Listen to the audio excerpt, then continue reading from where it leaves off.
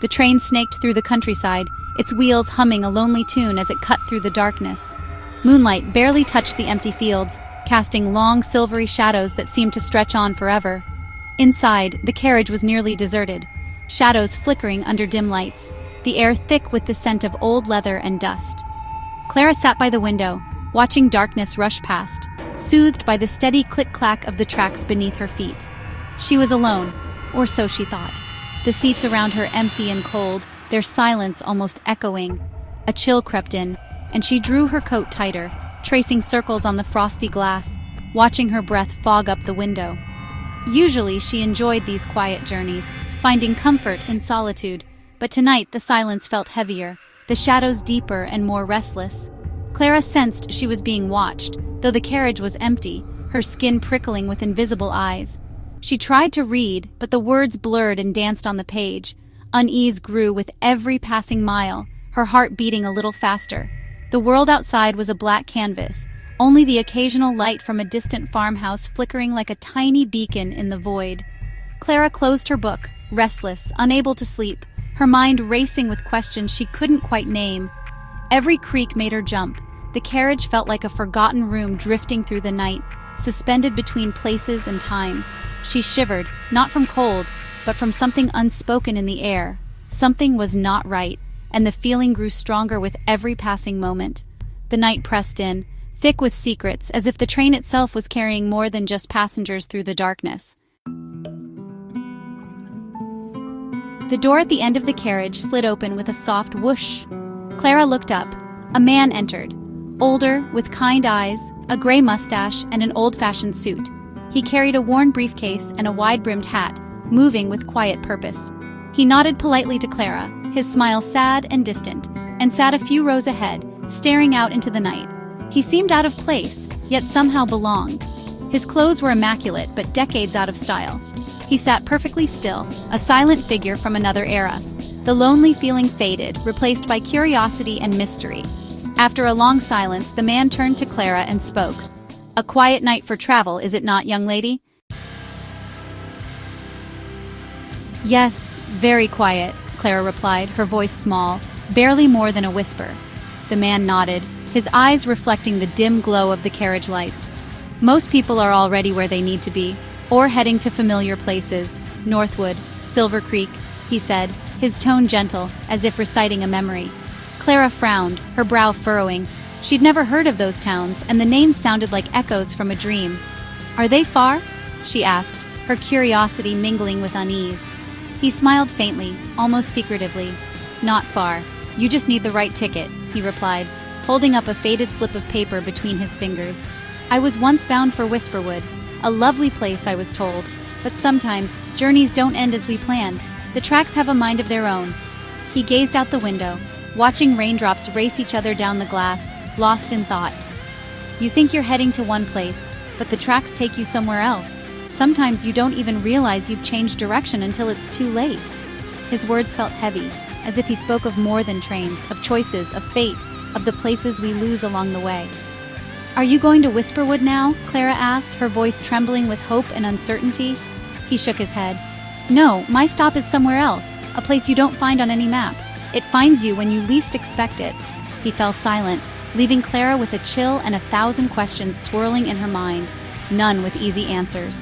The carriage felt colder, the mystery deeper, as if the train itself was gliding through a world between worlds. Clara wondered if she was truly alone, or if every traveler on this train carried their own lost place within them. The door slid open again. The conductor entered, cheerful in his blue uniform. "Tickets, please!" he called, breaking the tension. Clara felt relief. The conductor was real, solid. He stopped by Clara. "Just you in here tonight?"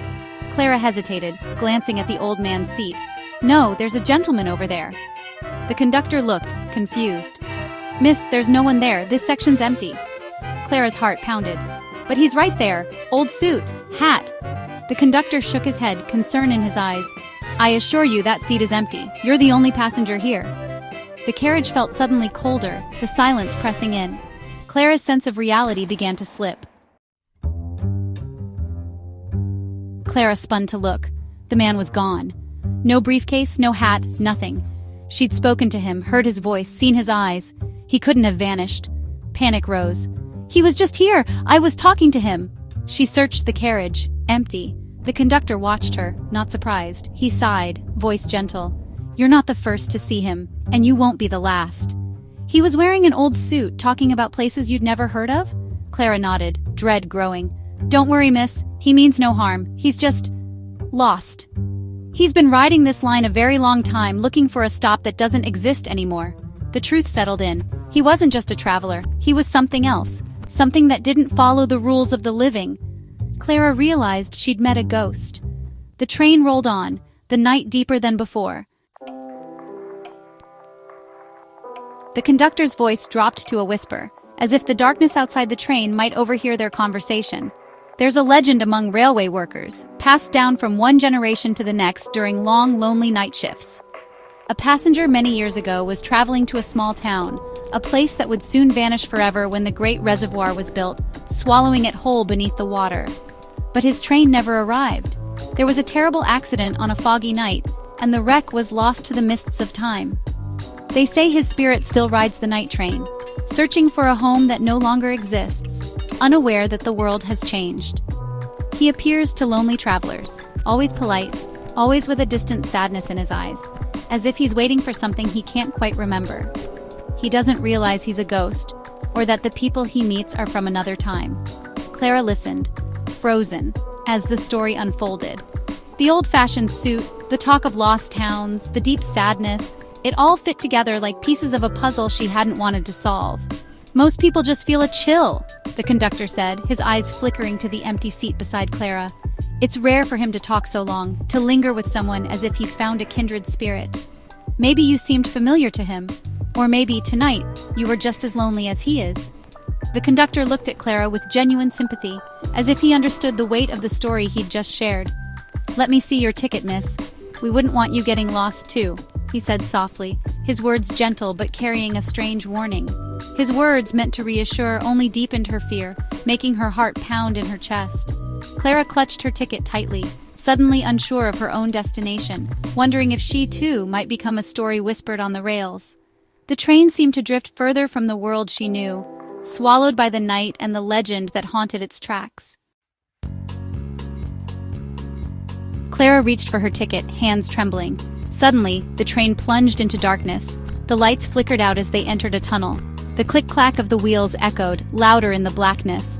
In the dark, something cold brushed her hand, a gentle, chilling touch. She gasped, certain it was him, the ghost, saying goodbye.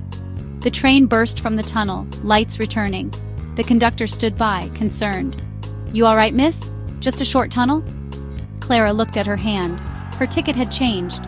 It was old, yellowed, the destination written in elegant script, Whisperwood. The conductor saw it and went pale. "My God," he whispered.